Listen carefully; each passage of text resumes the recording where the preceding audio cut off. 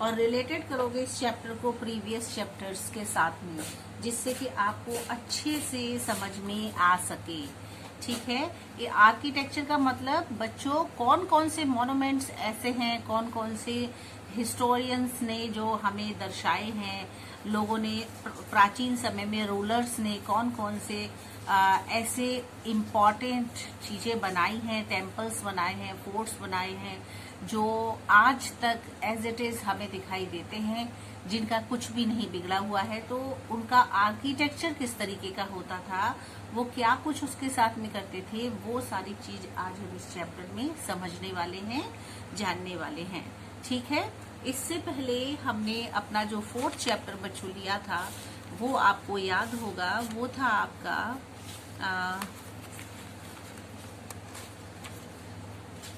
Mughal empire.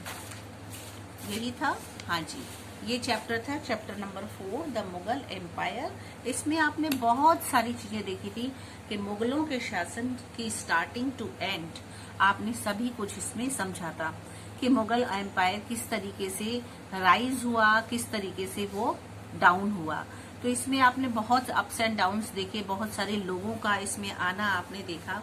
और इसी chapter के बाद में फिर, लेकिन इस चैप्टर में हम लोगों ने ये नहीं देखा कि किस शासक ने क्या कुछ बनवाया है, कौन कौन से आर्किटेक्चर्स उसके फेमस हैं, तो वो हम इस चैप्टर में समझेंगे। इसी चैप्टर से जोड़ते हुए इस चैप्टर के जो रूलर्स थे, उन्होंने कौन कौन से आर्किटेक्चर बनवाए, किस तरह से वो उनकी पावर में जाने जाते थे, वो उनकी शानो शौकत को दर्शाते थे, वो सारी चीजें हम इस चैप्टर में समझेंगे। तो बच्चों, इसको बजाय बुक से मैं आपको थोड़ा सा समझाऊंगी नोट्स के थ्रू, आप इसे समझोगे तो आपका चैप्टर नंबर 5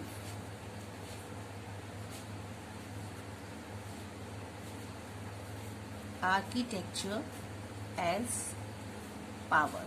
ठीक है, किस तरीके से उस समय में जो किंग्स होते थे, जो रूलर्स होते थे, वो आर्किटेक्चर को अपना पावर के रूप में दिखाते थे, उसको वो उनकी पहचान होती थी और वो उनके लिए बहुत इंपॉर्टेंस रखता था। तो सबसे पहले इंट्रोडक्शन की जरूरत है बच्चों। इंट्रोडक्शन से मतलब understand the theme of the chapter. इस चैप्टर में क्या थीम है, सबसे पहले उसको जानो कि ये चैप्टर आपको क्या बताना चाहता है, इसमें हम क्या देखने वाले हैं। ठीक है, तो understand the theme of the chapter. इसमें रूलर्स हैं, जो रूलर्स आप जिन्होंने शासन किया, राज्य किया बहुत सालों तक, जो आपने मुगल एम्पायर चैप्टर में भी देखा था, समझा था, और अब आप इस चैप्टर में भी देखोगे। तो वो रूलर्स जो थे, उनकी बिल्डिंग्स कैसी थी, वो क्या करते थे, वो आप इसमें रूलर्स एक साइड में देखेंगे, फिर आप बिल्डिंग्स देखेंगे। ठीक है, इसको हम इंक्लूड करेंगे इन चैप्टर्स में। फिर और आगे बढ़ेंगे तो आप देखेंगे हिस्ट्री एंड इट्स सिग्निफिकेंसेस, मतलब आपकी हिस्ट्री उस समय में कैसी थी और उसके सिग्निफिकेंस कौन कौन से हैं, मतलब वो कौन से पॉइंट्स हैं जिन्हें हमें याद रखना है, जिन्हें हमें पढ़ना है, बहुत जरूरी है। ठीक है, वो आप इसमें समझोगे और जानोगे। फिर देखोगे उसके बाद आगे चल के, थोड़ा सा थीम समझा रही हूँ बच्चों आपको इस चैप्टर की। ये भी काफी लेंथी चैप्टर है, बहुत ही इंटरेस्टिंग चैप्टर है। जब आप इसे समझोगे तो आपको बहुत अच्छा लगेगा। ठीक है, तो हिस्ट्री एंड इट्स सिग्निफिकेंसेस, कौन कौन से इसके इम्पोर्टेंट पॉइंट्स हैं। सिग्निफिकेंस का मतलब कौन कौन सी इसकी इम्पोर्टेंट चीजें हैं जो हमें याद रखनी है, समझनी है, जिससे हम जाने जाते हैं, पहचाने जाते हैं वो सारे रूलर्स। ठीक है, फिर उसके बाद में आर्किटेक्चरल डेवलपमेंट है ना। आप देखो, आपने इससे पहले चैप्टर्स में जो भी चैप्टर लिए थे उसमें आपने अपनी हिस्ट्री देखी थी और आपने ये देखा था कौन सा शासक आया, उसने क्या कुछ किया, किस ईयर में किया, क्या उसके अप्स एंड डाउन्स थे, कहाँ वो हारा था, कहाँ वो जीता था, और क्या क्या उसकी पावर थी। ये सब चीजें देख के आप फिर और आगे बढ़े तो आपने दूसरे शासन की रूलर्स का ऐसा देखा लेकिन आपने कहीं भी उसको ये नहीं देखा कि उन्होंने क्या क्या बनवाया था, क्या इम्पोर्टेंस थी उस चीज की जो उन्होंने बनाया था, आर्किटेक्चर क्या था उनका, ये सब हम नहीं समझ पाए थे। तो इस चैप्टर में हम देखेंगे आर्किटेक्चरल डेवलपमेंट। बहुत इंपॉर्टेंट, बहुत जरूरी चैप्टर है ये आपके लिए, क्योंकि इससे रिलेटेड क्वेश्चंस बेटा आपके फ्यूचर में भी बहुत काम आने वाले हैं। आर्किटेक्चरल डेवलपमेंट का क्या मतलब है? देखिए, इससे मतलब ये है कि वो जो आर्किटेक्ट करते थे, वो जो भी कुछ बनाते थे, उसमें क्या मटेरियल यूज करते थे, वो किस तरीके से बनाते थे, जो आज भी वो हमें देखने के लिए मिलते हैं। आप ये मान के चलिए कि ये बात जब इन्होंने ऐसे आर्किटेक्चर्स बनाए होंगे, लगभग उसको 900 या 1000 ईयर्स पहले की बात है। तो आज तक वो हमारे लिए सुरक्षित है और हम सब उसको अपनी धरोहर है उनकी, जिसे हम अपनी पहचान बनाते हैं। और उसको देखने के लिए फॉरेन कंट्री से विदेशी लोग भी आते हैं जो हमारी सभ्यता संस्कृति को दर्शाते हैं। ठीक है, तो इस तरीके से जो आर्किटेक्चरल जो डेवलपमेंट है, इसको जानना बहुत जरूरी है।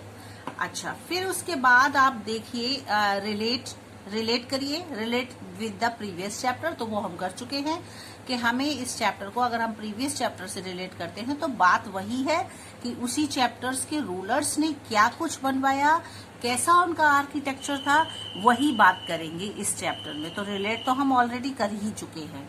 ठीक है, फिर और पॉइंट देखते हैं। दूसरा पॉइंट हमसे क्या कहता है? Between the 8th and the 18th centuries, kings and their officers built two kinds of structure। ठीक है, जब हम बात करते हैं 8th सेंचुरी और 18th सेंचुरी की बात, तो उस समय के जो किंग्स या ऑफिसर्स हुआ करते थे, वो 2 तरीके के स्ट्रक्चर के बिल्डिंग्स बनवाया करते थे। उसमें 2 टाइप्स का स्ट्रक्चर देखने के लिए मिला है। सबसे पहला है वो है आपका प्राइवेट बिल्डिंग। ठीक है, इसको 2 पार्ट्स में डिवाइड कर दिया गया है। तो जिसमें कि सबसे पहले आप देख रहे हो प्राइवेट बिल्डिंग, और दूसरा है बच्चों वो है आपका बिल्डिंग्स फॉर पब्लिक एक्टिविटी। ठीक है, अंतर समझ में आ गया होगा आपको। बताने से पहले ही आप मेरे बोलने से समझ गए होंगे। देखिए, प्राइवेट बिल्डिंग से क्या मतलब होता था? जो कि खुद उनकी जो किंग्स होते थे, रूलर्स होते थे, उनसे रिलेटेड होती थी।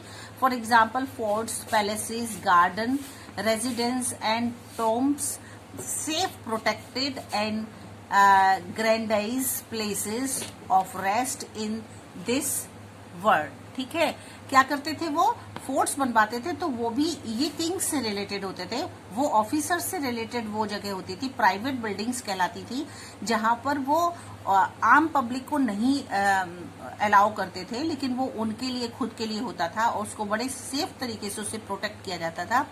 और इसके साथ साथ वो वहां पर रेस्ट करते थे, और उसको पूरे वर्ल्ड में लोग जानना चाहते थे।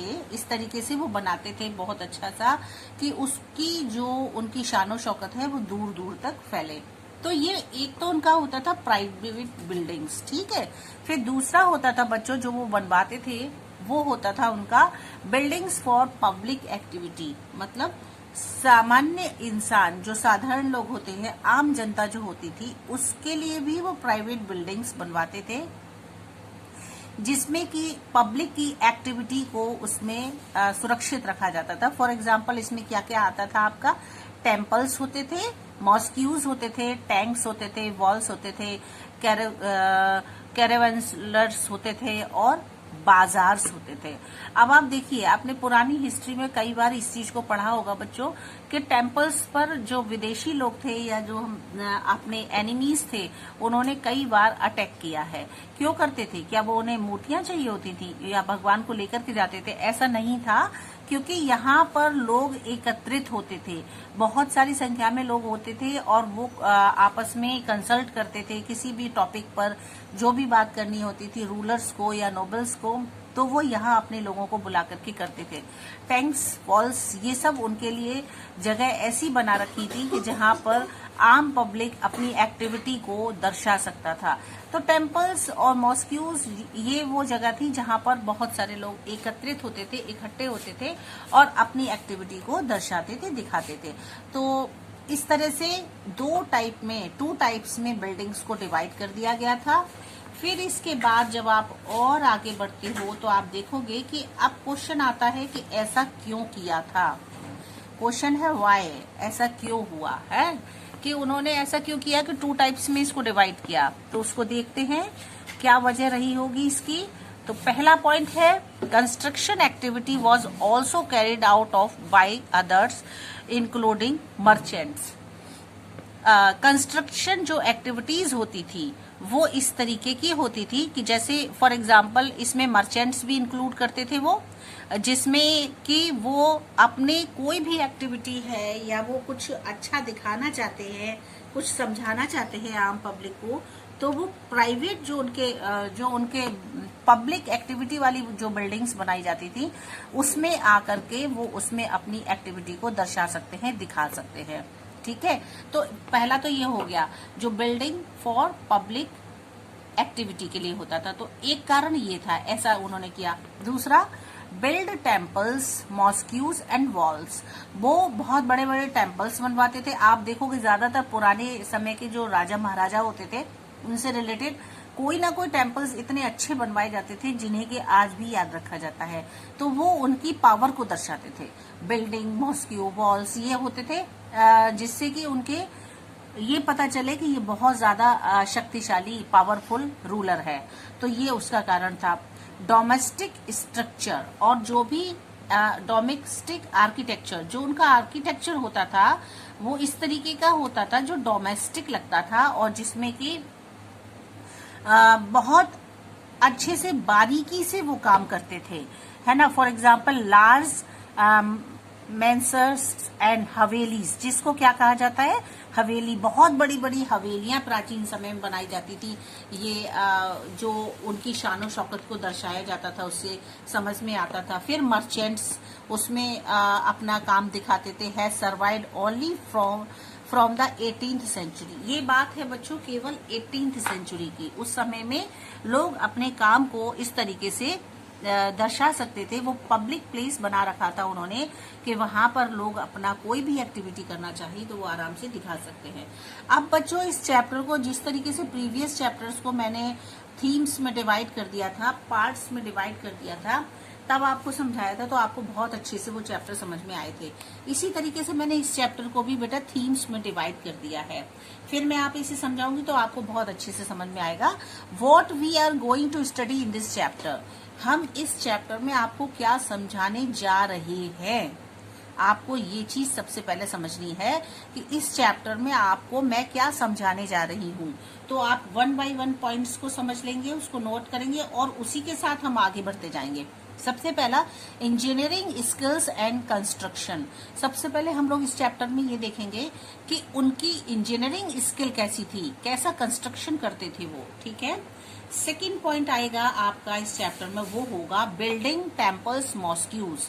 आप देखोगे कि टेम्पल और मॉस्क्यूज उन्होंने किस तरीके से, एंड बहुत सारा इसमें और भी चीजें आ सकती हैं, मैं इसे कंप्लीट कर दूंगी तो आपका ये सारा इसमें देखेंगे सेकंड में।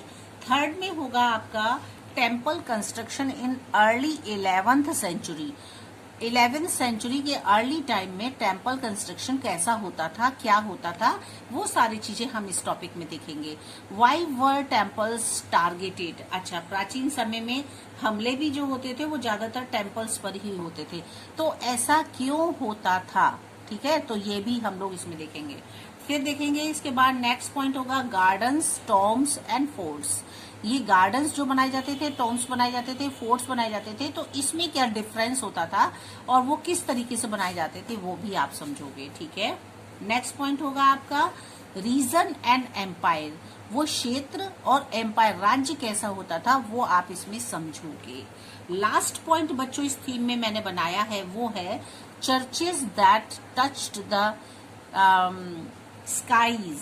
अब देखिए चर्चेस का अंतर आप समझोगे, मतलब जो भी वो बनाते थे चाहे वो आपका बिल्डिंग हो, टेम्पल हो, चाहे वो आपका मॉस्क्यू हो, वो ज्यादातर कोशिश करते थे, जो भी वो आर्किटेक्चर बनाते थे, आप देखना, आप बुक्स में देखना, हकीकत में भी आप देखोगे कि वो ज्यादातर इतनी ऊंची होती थी कि उनका जो पीक होता था, मतलब चोटी होती थी सबसे ऊपर, वो कोशिश करते थे कि वो स्काई को छुए, टच करे, मतलब आकाश को छुए, इतनी ऊंची बड़ी बनाते थे। जितनी ऊंची बनेगी उतनी ही उनकी उससे पावर पता चलेगा। ठीक है, तो ये आपके पॉइंट्स मैंने इसमें से निकाले हैं और वन बाय वन इन्हीं पॉइंट्स को लेकर के हम लोग इस चैप्टर को आगे बढ़ाएंगे और आपको समझाएंगे। तो सबसे पहला जो पॉइंट है बच्चों, वो है आपका इंजीनियरिंग स्किल एंड कंस्ट्रक्शन, कि कैसा कंस्ट्रक्शन होता था और इंजीनियरिंग स्किल उनकी कैसी होती थी, मतलब वो किस समझदारी से काम करते थे, कैसी सोच थी उनकी, कैसी पावर थी, कितना उनके अंदर अंडरस्टैंडिंग किस तरीके की थी, वो सारी चीजें हम इस चैप्टर में, इस टॉपिक में समझेंगे। सबसे पहला तो मॉन्यूमेंट्स, अगर आप इसमें देखोगे, बहुत ही इंपॉर्टेंट मॉन्यूमेंट्स होते थे जो ये लोग बनाते थे।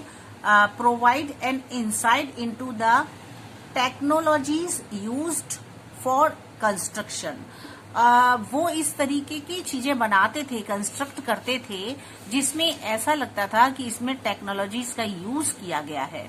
सबसे पहली बात, मॉन्यूमेंट्स जो होते थे, आज भी देखा होगा बच्चों, आपने देखा है कि ताजमहल आप देखिए, ताजमहल कितना शानो शौकत की चीज है और कैसे उन्होंने उस टाइम में बनाया होगा, और वैसा ही ताजमहल कोई बना सकता है आज के समय में? नहीं बना सकता, लेकिन उस समय में और इस तरीके से बनाया, इतनी बारीकी से बनाया है हर चीज में कि उसमें ऐसा लगता है कि जैसे प्री प्लानिंग करके उसको और पहले से एक गाइडेंस लेकर के तब बनाया गया होगा। इस तरीके से पूरा कंस्ट्रक्शन ऐसा होता था जिसमें एक टेक्नोलॉजी छुपी होती थी। मॉन्यूमेंट्स इस तरीके के होते थे। अब क्वेश्चन आता है हाउ, ऐसा कैसे होता था, तो कैसे कर लेते थे वो लोग, जबकि उस समय में इतनी एजुकेशन नहीं थी, इतना लोग अवेयर नहीं थे, फिर ऐसा कैसे हो जाता था? तो फिर engineering skill and during the construction work specially in arches. ठीक है, इंजीनियरिंग जो स्किल थी उनकी, मतलब काम करने की जो क्षमता थी, जो उनकी योग्यताएं थी, वो योग्यताएं उनकी कंस्ट्रक्शन वर्क से पता चलती थी, जिसमें कि सबसे पहले आर्चेज इसमें शामिल है। स्पेशली जो उनके आर्चेज होते थे वो बहुत अच्छे होते थे। अब आपके दिमाग में क्वेश्चन आता होगा, मैम ने बता दिया आर्चेज, लेकिन आर्चेज है क्या? तो वो मैं आपको ऐसे समझाती हूँ, डायग्राम से आप समझो। आर्चेज बेटा, जैसे कोई भी चीज बनाई जाती है तो सबसे पहले उसकी बुर्जी बनाते हैं ना, सबसे पहले, मतलब उसको मंदिर होता है, मंदिर की बहुत बड़ी सी ऊपर इस तरीके से बनी होती है ना, उसके बाद यहाँ पे मंदिर का बनना शुरू होता है। ठीक है, और कोई मस्जिद होती है तो उसमें भी इस तरीके से ऊपर से बनाते हैं, वो राउंड शेप में बनाते हैं, टोम जैसा, तो ये कहलाता है आर्चेस। इसको बनाने का जो, और यहाँ गेट होता है ना, इस गेट को जो बनाना होता था, जिस तरह से वो बनाते थे, ये बहुत इंपॉर्टेंस रखता था। उनका जितना अच्छा कंस्ट्रक्शन इसमें होगा उतना ही अच्छा रूलर माना जाता था। इसको आर्चेस कहा जाता था। ठीक है, अब और आगे मैं आपको समझाती हूँ कि इसमें भी 2 टाइप्स की आर्चेस बनाए थे बच्चों। इन्होंने इसमें भी डिवाइड कर दिया था। शुरुआत में जो उन्होंने आर्चेस बनाया था वो था आपका ट्रिबिट और कैरावल्ट, 2 नामों से जाना जाता है ये, एक ट्रिबल्ट है, दूसरा कैरावल है। अब आप एक नाम से बोल सकते हो, मैं इसे केवल ट्रिबिट बोलूंगी, ठीक है, ये नहीं बोलूंगी क्योंकि किसी भी नाम से बोल सकते हो। तो और सेकंड जो दूसरा था वो था आपका एरक्यूट। ठीक है, एरक्यूट, ये देखेंगे कि एरक्यूट क्या है, इसमें और इसमें टेराबिट में क्या अंतर है। ठीक है, तो किस तरह से क्या किया उन्होंने इसमें और क्या किया उसमें। ट्रिबिट क्या होता था, roofs, doors, Windows were made by placing horizontal beam across 2 vertical columns. अभी डायग्राम से समझाऊंगी तब आपको समझ में आ जाएगा। रूफ्स, डोर्स, विंडो जो भी बनाते थे वो ऐसे बनाते थे जो हॉरिजेंटल होते थे और उसमें बीम एक के ऊपर एक करके वर्टिकल उसमें लगाई जाती थी। और trabeate style was used between 8 and 13 century. ठीक है, जो ट्रिबिट स्टाइल था वो 8 सेंचुरी से लेकर के 13 सेंचुरी तक चला। और उसके बाद फिर आपका दूसरा आ गया आर्क्यूट, क्योंकि उसमें डेवलपमेंट हो गए, उन्होंने चेंजिंग कर ली, हर चीज में एक डेवलपमेंट हुआ है। स्टार्टिंग में वो ऐसा करते हैं, सोचते हैं अच्छा होगा, लेकिन सेकंड टाइम फिर वो उससे भी ज्यादा अच्छा करने में दूसरा डेवलपमेंट हो जाता है। ठीक है, तो चलिए मैं आपको बताती हूँ कि ट्रिब्यूट क्या था। ठीक है, ट्रिब्यूट किस तरीके, देखिए वो क्या करते थे, इस तरीके से पिलर्स खड़े कर दिए उन्होंने। मेन गेट की बात कर रहे हैं, जो घर में घुसने वाला रास्ता होता है ना, जो पैलेस में अंदर जाने वाला, तो वो इस तरीके से ऐसे खड़े कर देते थे। फिर उसके बाद इनका क्या होता था, ये गेट है, मेन गेट है, वो हाफ इसको लेते थे, इसके ऊपर ऐसे बीम बनाते थे, फिर इसके ऊपर ऐसे करके बीम बनाते थे, फिर ऐसे करके बीम बनाते थे, फिर ऐसे ही इधर से लेते थे, ऐसे करते थे, फिर इसको ऐसे करते थे, ऐसे ऐसे करके बनाते थे, फिर लास्ट में ऊपर एक रख देते थे। उससे क्या होता था कि जितना भी वेट होता था वो सारा इसके एक के ऊपर आ जाता था इधर, और उससे जो भी नीचे पर्सन जो भी खड़ा हुआ है, जो भी है, उसके लिए खतरा है। वो अगर गिरा तो उसी के ऊपर गिरेगा, ये नुकसानदायक है। लेकिन वो इस तरीके से बनाते थे क्योंकि उन्हें ऐसे ही बनाना आता था। और इसमें क्या था, यहाँ पे बैलेंस बिगड़ने का डर रहता था, इसके ऊपर पूरा ये बैलेंस आ गया क्योंकि ये हाफ इसके ऊपर है, हाफ नीचे है, लेकिन वो ऐसे बनाते थे। ठीक है, इसको कहा जाता था ट्रिबेट। इससे रूफ्स बनाए जाते थे, डोर्स विंडोज बनाए जाते थे, इस तरीके से वो सब किए जाते थे। फिर उसके बाद में ये सक्सेस नहीं रहा ज्यादा, फिर उन्होंने आर्क्यूट बनाया। अच्छा, अब आर्क्यूट में आप देखोगे, under this style of construction two technologies and stylistic development are noticeable from the 12th century। 12th century में आते आते बहुत सारे कंस्ट्रक्शन स्टाइल जो थे वो टेक्नोलॉजीज के साथ डेवलप हुए और इस तरीके से चेंजेस आए। तो क्या चेंजेस आए, जरा इसमें और उसमें अंतर देखते हैं। तो उन्होंने क्या किया, फिर उन्होंने इस तरीके से 2 पिलर्स तैयार किए। ठीक है, और करने के बाद इन्होंने क्या किया, थोड़ा सा ऐसे करके बनाया, फिर इसको इधर झुकाते ले गए और झुका झुका के इन्होंने बनाया। लेकिन उन्होंने इस जगह को कवर किया, उन्होंने हाफ नहीं किया, इसको पूरे को कवर करते हुए ये ऐसे बनाते चले गए। देखिए, थोड़ा सा उन्होंने तिरछा कर दिया और उसके बाद जो लास्ट रह जाता था यहाँ पर, तो यहाँ पर वो एक इस तरीके का लाइम स्टोन जैसा या ऐसा मटेरियल रखते थे जिससे कि ये सारे बैलेंस में रहें, और ये मेन होता था इसका। अब यहाँ लाख लोगों को खड़ा कर दो, कितने भी लोगों को खड़ा कर दो, लेकिन कोई प्रॉब्लम नहीं आएगी क्योंकि इसके सहारे से ये सब टिके हुए हैं और ये नीचे गिरने वाला नहीं है, क्योंकि इसमें वो ताकत है, वो अच्छे से यहाँ पे लगा रखा है लाइम स्टोन को, कि जिससे कि ये यहाँ नीचे गिरने, क्योंकि ये फिक्स है, इन दोनों के बीच में फिक्स है, इसलिए ये नीचे नहीं आ सकता। यहाँ कोई फिक्स नहीं था, यहाँ बैलेंस बिगड़ा हुआ है, तो यहाँ गिरने का डर है। तो इस तरीके से इसमें और इसमें स्टाइल में दोनों में बहुत सारा अंतर आ गया और इस तरीके से चेंजेस आते चले गए। डायग्राम से आप बच्चों को बहुत अच्छे से समझ में आ गया होगा। ठीक है, अब देखो आर्क्यूट, इसी की बात कर रहे हैं अभी हम आर्क्यूट की, कि क्या है arcuate. The weight of the super structure above the doors and Windows was sometimes carried by arches.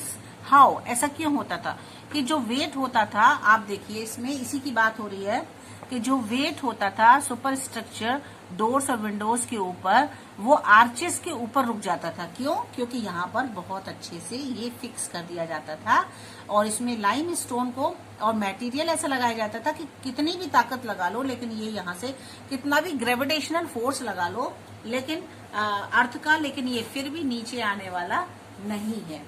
ठीक है, अब देखिए एक तो कारण इसका ये आपने देखा, y का आपको आंसर मिल चुका है।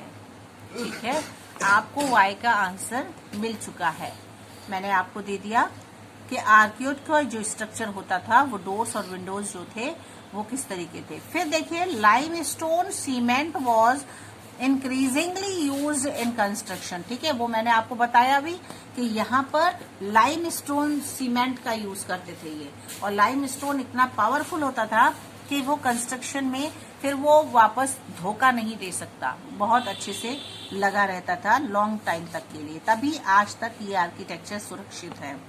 अच्छा, वाई क्यों करते थे वो ऐसा? इसका कारण भी है।